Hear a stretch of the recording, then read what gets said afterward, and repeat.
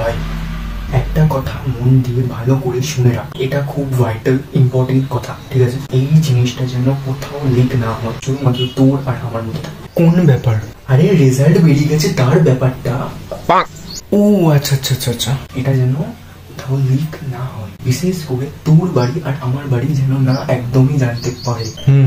বলবি যে রেজাল্ট বেরোয়নি এখনো, পরে বেরোবে, আমিও ওটাই বলে রেখেছি, তো তুইও সেম টু সেম বলবি, তাহলে সন্দেহটা কম।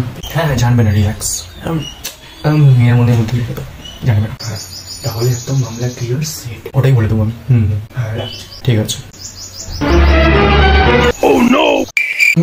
কখন এসছো?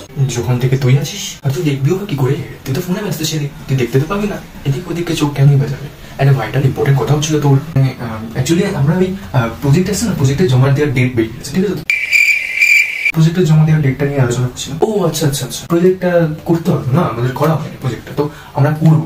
হ্যাঁ হ্যাঁ হ্যাঁ, শুনলাম তো, এটাই আর কি ডিসকাস করছিলাম, সবই শুনলাম। আরে আরে প্রজেক্টই তোর আজ প্রজেক্টের প্রিন্টে আমি চটকেই ছাড়বো।